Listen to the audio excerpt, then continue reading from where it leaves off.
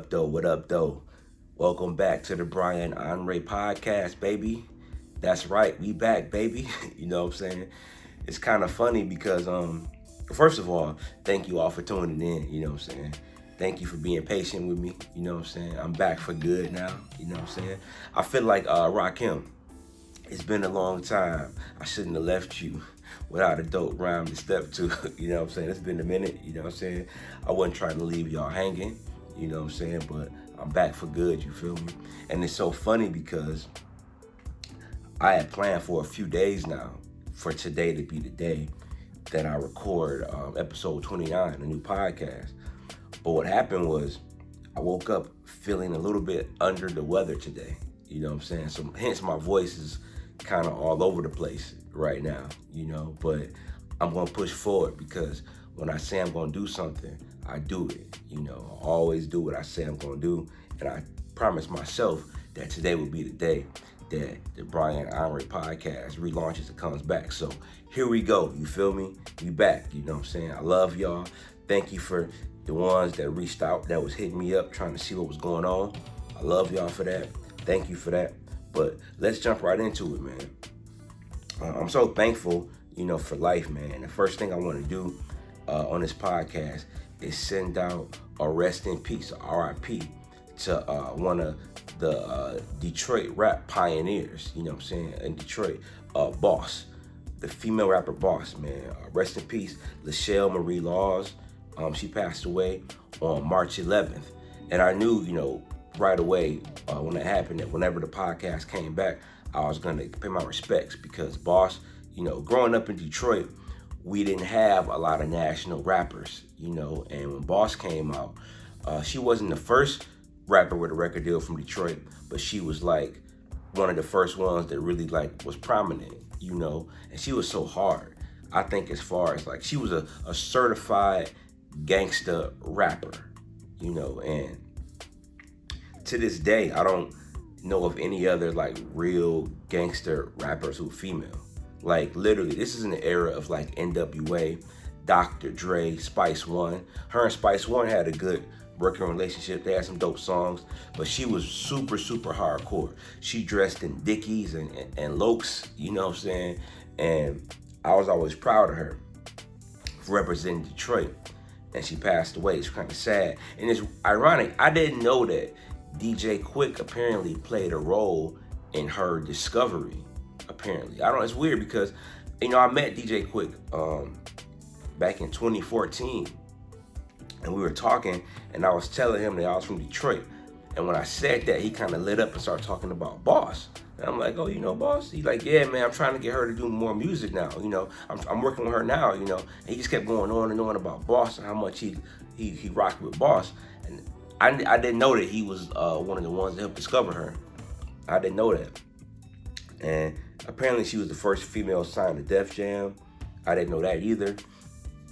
But rest in peace to Boss, man. You know, we gotta pay respect to our pioneers. And it's weird because like she passed away and, you know, a few people talked about it, and apparently she was having health issues and was trying to get a kidney and nobody talked about it, you know. And it's just crazy how we treat some of our pioneers in hip hop, you know. It's always like what are you doing for me right now? Are you hot right now? And if you ain't hot right now, then forget you. You know, just throw you out the window, you know. I don't like that. But again, rest in peace to Boss, man. Lachelle Marie Laws, man. And may your legacy live on, you feel me? All right, man, now that I got that out the way, man, I want to talk about Club Shay Shay, man. Club Shay Shay is always making headlines, and I think the last time I was on here, Shannon Sharper did an interview with Terry Crews, you know what I'm saying? Since then, he's done a few more interviews, you know. He did Lil Rel and he did Godfrey. The Lil Rel interview was pretty good. I listened to most of it. You know, you got a lot of good insight, you know. I did kind of notice they teased the interview. They led it off with a clip of Lil Rel kind of going at Katt Williams, you know. And it's like, it seems to me that Club Shay Shay is kind of on the cusp of doing some like culture vulture kind of stuff, man, because it's kind of promoting beef. And what I mean by that is in the Godfrey interview, Godfrey responded to something that Kountry Wayne said when Kountry Wayne was on Club Shay Shay. But he said one statement that I disagreed with, Country. I disagreed with you. What was the statement? I think he said, and if I'm wrong, you correct me. Okay. Said something about if anybody's in a comedy club still, that means you're not doing anything. Something like that. To that, I don't know if he was answering Faison. Right. I think it was him and Faison going at it. Okay. Because Faison's my dude. Right. Faison. Everybody be going at Faison. I love Faison goes at everybody else. He's funny. Faison's a funny son of a bitch. But he's saying if you're still in the comedy clubs, right, you're not a real comedian. I think he said that. Am I wrong? Something to that effect. And I go, but I think he was talking about him. Because, okay, please, because I was like, you are wrong about that shit. Right. I'm in the comedy clubs. DL's in the comedy clubs are still being built. They're not fading away. Right. If you do theaters, that's like a blessing. Right. But theaters are multi-purpose rooms. Right. Kountry Wayne was dissing Faison Love, right? And again, it's just so funny how like all this beef stuff is happening under Shannon Sharpe's watch. You got to be careful, and it's like you got to be careful to not like be a culture vulture. Side note, because even with that, Steve Stout was on, and Shannon Sharpe kept asking Steve Stout about like, what about the 50 Cent Ja Rule beef? What about how did that start? Stirring up old stuff. Then he asked Steve Stout, what about the Jay-Z Dame Dash beef? And it's kind of like, and then Dame Dash put a response video out to that, and it's like it's just reigniting beef, man. And it's just like it's kind of messy to me, man. I don't mind doing an interview, but let's be about positivity. Let's be about bringing people together. I mean, if you're Shannon Sharpe, Club Shay Shay, you're already a big podcast. You don't got to do the extra stuff. You don't got to be extra. But what I was really disappointed in was his headline. So again, Godfrey was responding to something that Kountry Wayne said. When Kountry Wayne was dissing Faison Love on Club Shay Shay. Kountry Wayne made a comment to the point that like, if you're still doing comedy clubs, you're not successful. If you're still doing comedy clubs. Well, Godfrey took issue with that, and rightfully so. Godfrey was just explaining that, listen, you can be successful doing comedy clubs. Comedy clubs is just for comedy. And he went on, and it wasn't really like a hostile response. It wasn't hostile. It wasn't like super negative. He was just defending comedy clubs. But Club Shay Shay, and I know Shannon Sharpe probably didn't do this himself. His team did this, but he's responsible because it's his organization. They put out a clip. You know how you take a podcast and break it up into clips? They put out a clip, and the headline was, Godfrey comes for Lil Rel. He didn't come for Lil Rel. He just made a comment about something he said, and then it says, Godfrey rips, let's just say, Godfrey comes for Kountry Wayne. Say, Godfrey comes for Kountry Wayne. He didn't come for Kountry Wayne. He just made a comment, and he did it in a respectful way, but the headline was real deceiving. And then it says, Godfrey rips Kountry Wayne's take on comedy clubs. And it's just like, that just like seems messy. And then of course, Kountry Wayne came out with a video just being real disrespectful towards Godfrey. And it's just like...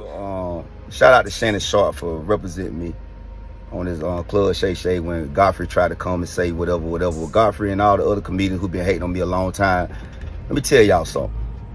Every comedian to me funny. Now, if you want some advice on probably why you never gain that audience, because bro, the audience you speaking to just ain't the proper audience. I don't know what you talking to. I might not be funny to you because I was speaking to the streets of where I come from, all the hustlers. Not the jack boys, but the hustlers. And the bad, and to the bad ones. I always kept the bad women and the people who get that money, the people who work hard. You know what I'm saying? Not, hustling ain't just selling drugs and all that. I'm talking about people who work hard to take care of their family. Black people play spades. The white people who understand the culture, who been around the culture. What you talking about just ain't what people own. People still need $20, my boy. So you out there, I'm gonna give you some advice. You out there talking about them jokes about whatever you talking about, bro. If you been in this game that long and that audience ain't came to you yet, switch it up. Switch it up, my boy. It's subject matter. And your subject just don't matter. So all these comedians out here that got Country Wayne name in their mouth, bro, don't be mad because your girl mouth. What you mad about? Because all the aunties and all the black women, we love Country Wayne. And all the real ones, all the real dudes out there who really about their family, hey, Country Wayne, my boy, you would never get them. Your haircut on that interview, if you seen it, that's why they don't rock with you. That's why I'm riding through Chicago right now because I got a show at a theater that I'm gonna make $100K plus, and the real Chicago streets gonna be in it. Ain't nobody in Chicago got that haircut and talking like that and leaning like that when they talking. So all the comedians who got Country Wayne, I lost a little bit of respect for Country Wayne for that, man, because like if you listen to what Godfrey said, Godfrey wasn't really even dissing you. He was talking about Godfrey comedy wasn't as universal. Nobody wanted to listen to that, and it's just like, bro, it just seemed really arrogant and it's lame, and I just don't like how like. I love Shannon Sharp's success with Club Shay Shay, but I don't like how it's igniting all these beefs and how like they're being fueled about these beefs. And you putting clickbait out, because when you have a headline that's kind of misleading, it's clickbait. And that's what culture vultures do. I'm not saying Shannon Sharp or Club Shay Shay are culture vultures, but that's some culture vulture type stuff. This type of stuff that people don't like Vlad TV for. This type of criticism that Vlad gets, you know. And I don't like it. You know what I'm saying? But anyway, man, I thought the Godfrey interview was overall a pretty good interview. You know, it was a good interview. So why you got to do the clickbait stuff? You know, we got to cut that out, man. But the Godfrey interview is over 1 million. I think the Lil Rel interview, I think, is over a couple million. So it's doing well. But let's just cut out the culture vulture stuff and the clickbait stuff. And it's just real disappointing to see because I root for Shannon Sharp and I'm proud of what Shannon Sharp is doing. But I hope that like he talks to his team and said, look, y'all, we ain't doing this culture vulture. We're not doing this clickbait. You know, we're gonna encourage people to come together. All people of all races and creeds, but especially your own people, especially black people. You know, we want to encourage folks to come together and be unified, man. Not all this crazy stuff. So hopefully they fix that at Club Shay Shay, man. Speaking of interviews, I forgot to mention last time I was on here that Katt Williams went on Joe Rogan's podcast. And it was interesting. I was so looking forward to it because Joe Rogan can be real random at times, talking about all kind of stuff. But one thing about Joe Rogan, he does do good interviews. So I was looking forward to it. And literally it was like a 3-hour interview of just conspiracy theories. You know, just random conspiracy theories for 3 hours straight. I wasn't impressed, man. I was looking forward to like, you know, Joe Rogan is a comedy savant. He's like a comedy head. And I was looking forward to Katt Williams talking about comedy and the comedy scene and how he came up in comedy and how he runs his business now. What kind of business model he has for his comedy. How does he sell out arenas? Why doesn't he do theaters anymore? You know, or comedy clubs anymore? Like, let's break all that down. So I was real disappointed, man. I mean, I know a lot of folks who love conspiracy theories, loved the interview and thought it was like cool to see a different side of Katt. And I guess so to a degree, but I wanted more, man. I just think, and I hate that, man. I remember when Freddie Gibbs first came on Joe Rogan. I was looking forward to that interview because it's a lot of stuff about Freddie Gibbs' story that's interesting. They talked about dumb stuff for 3 hours too. Same thing. So it's like Joe Rogan can kind of go there sometime, man. So what y'all think about the Katt Williams interview with Joe Rogan? I thought it was disappointing, man. What do y'all think about it? You know, let me know in the comments. Let's keep moving on, man. Eminem news, man. Eminem releases the video for Doomsday 2. You know what I'm saying? When he did Benzino. And he had some cameos in there. He had Jid in there. He had I think Baby Tron was in there. I forget who else was in there. They were rapping his lyrics, you know what I'm saying? Creative video. You know, Lyrical Lemonade, they do like some crazy videos. You know, they're known for their video. I think his name is Cole Bennett. He's known for his videos, man. Dope video, man. You know, he still hasn't really responded to the Benzino stuff. And the Benzino been doing ignorant stuff. I don't want to comment on what Benzino been doing. I think Benzino was totally turned into a clown now. But yeah, the video is pretty good, man, for Doomsday Part 2, man. Pretty interesting video. And it's dope that Eminem is still continuing on, man, even at like his late 40s, 50s. I don't know how old he is, but he's still killing it, man. So Doomsday Part 2 video is out. Check that out, man. And moving right along, man. Dr. Dre got a star on the Hollywood Walk of Fame, which is real dope, man. I'm always intrigued by people getting stars on the Hollywood Walk of Fame.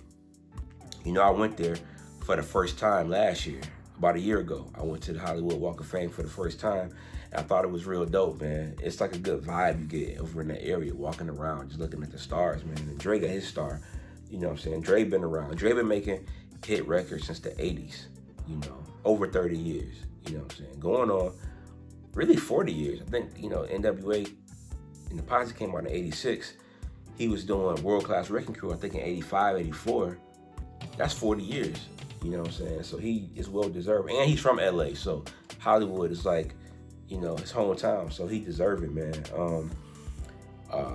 DJ Quick was there, Exhibit was there, Royce da 5'9", Dr. Dre, I mean, of course Dre was there. It's his own thing. Eminem was there, Snoop, 50 Cent. Real dope to see, man. And 50 Cent and Snoop appeared with Dre on Jimmy Kimmel. And it seemed like the whole show was dedicated to Dre because they had a lot of segments with Dr. Dre on there, man. And Dr. Dre talked about, you know, how him and Snoop are working on an album right now called Missionary. Now, it's funny because Snoop Dogg's original album was called Doggy Style, and Dre produced that whole album.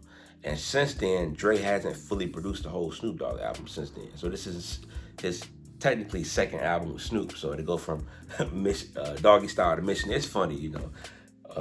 The sexual innuendos, man. These dudes are old, 50-something years old, and still talking about like Doggy Style and Missionary. It's funny, but I'm gonna check for the album though. When it come out, I'm gonna listen to the album, you know.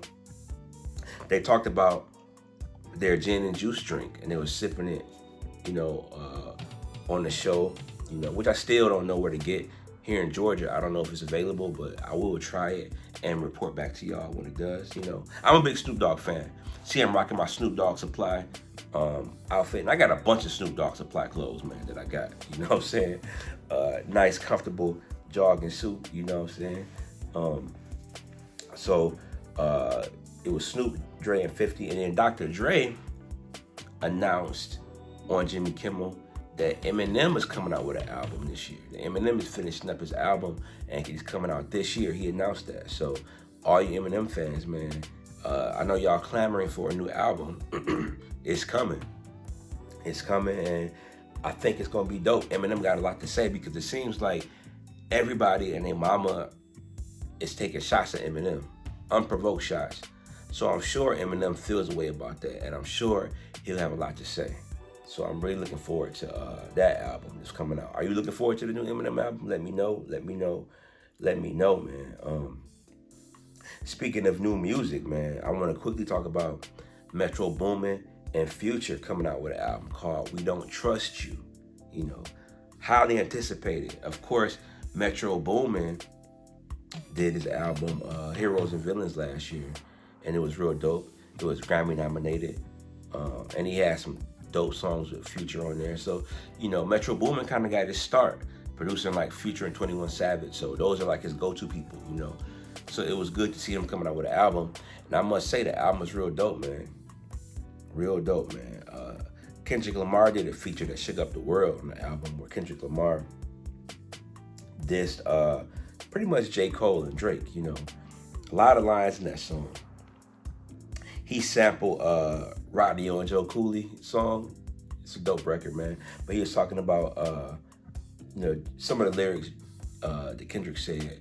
Because, you know, in First Person Shooter, J. Cole was kind of talking about, like, how it's a big three. You know, Kendrick, Cole, and Drake. And Kendrick said, MF, mother F a big three, it's just big me, you know. He had a comment about First Person Shooter. He had a comment about For All the Dogs. So he made it clear who he was talking about. And he was talking about how J. Cole and Drake are clicking up. Because one thing about it, you know, they are saying that Drake been taking shots at Kendrick. And I know for one thing, on this recent tour, which he's on with J. Cole, he was on some tour stopping. The video came out of him criticizing like rappers who take years to come out with albums, you know, calling it a bad thing. And it was clearly a shot at Kendrick, because Kendrick takes years. I think Damn came out in 2017, and Mr. Morale came out in like 2023. That was like 7 years, you know. So, you know, that was clearly a shot at Kendrick. And apparently there were some other shots as well. Kendrick kind of came out shooting. It reminds me of when Kendrick rapped with Big Sean on that Control song, and he had a Control verse, and he was dissing everybody on there. But this seems a little bit more personal. I think the verse was a good verse, but it wasn't Kendrick's best verse. I think Kendrick was just throwing some warning shots. I don't think he was really like ready to go in, but I think he gonna go in if they respond to him. So everybody want to see a J. Cole versus Kendrick rap battle. You know, it's funny how they don't think Drake is going to be in the battle. And of course, you know, in the past, it has been proven that Drake has at least in one instance used ghostwriters. So I don't think that we really care to hear Drake in his battle, but they want to see J. Cole and Kendrick go at it. And it's funny because Kendrick and J. Cole used to be good friends. You know, it was even rumored that they were going to do an album together. You know, and it's kind of like, you know, and they might still be friends, because one thing about Kendrick is competitive. Kendrick is one of those guys, like in basketball, we friends, but when we step on the court, we not friends. You know what I'm saying? So maybe he just in his mind just trying to compete. You know, I don't know, but I think it's a warning shot, and I think we got to see what happens with it. Y'all let me know, man. What do y'all think about Kendrick Lamar's verse on the Future Metro Boomin album? And let me know what y'all think. That album, by the way, We Don't Trust You, is on pace to sell over 200,000 copies, you know, in its first week, which is a good number in this day and age. So let me know what you think about that. Last thing, man, movies, man. I saw this movie last night called Late Night with the Devil. And if y'all know me, y'all know I'm a big horror fan. And this movie, Late Night with the Devil, was crazy. First off, let me say, some controversy, because a lot of people wanted to boycott the movie because the news came out that like some of the graphics in this movie, well, actually a couple small graphic design images were actually designed by AI. And you know, it's a big controversy now about AI. You know, Hollywood trying to use AI to like replace actors, you know, and that was a part of what the whole strike was about, you know. So people are really against AI, and they use AI for some of the graphic design. So people were up in arms about it. I don't know how I feel about it, man. I don't know, because it's one thing if they were using AI to replace actors, but it was just a couple graphic design images. So I don't know if it's that big of a deal, but it might be. But anyway, the movie itself was really good. Oh my gosh, man. Like, good horror movie, good suspense, good premise. You know, it's about a late night talk show from the 70s. Without giving too much away, I'll just tell you it's about a late night talk show from the 70s. And the episode, I mean, the movie is basically the episode. They found the footage of the full master copy of the video from that night, and they released it. And they had some behind the scenes footage from like backstage during the commercial breaks, and they put it out there. And the guy was like competing against Johnny Carson for ratings, and he was losing, so he needed to like, you know, shake it up a little bit. So he thought he would bring like a demon possessed girl on and do like a talk to the demon on TV to get ratings. And that's all I'll say. Crazy movie though, crazy movie, crazy ending. I thought it was really good, man. So check that out if you're into scary movies, man. Late Night with the Devil, man. Again, thank y'all for watching. If you made it this far in the video, I love you too, because a lot of people listen to parts of it, they don't make it to the end. If you made it to the end, I love you. Please subscribe to my YouTube channel. I will get back to releasing videos often. If you're listening on any kind of podcast app, Spotify, iHeartRadio, Stitcher, anywhere. If you're listening to this anywhere, like the show, leave a comment. Leave a comment on YouTube, leave a comment on Spotify, iHeartRadio, leave a comment. Share it with somebody, share it with your friends and family. You know what I'm saying? And I love y'all. Keep pushing. Let me be an example to never give up. Let me be an example of no matter what you're going through, keep pushing. You know what I'm saying? There's a calling for your life. There's a purpose for your life. Let's all fulfill that purpose, man. Never give up. You feel me? I love you. Until next time, I'm out.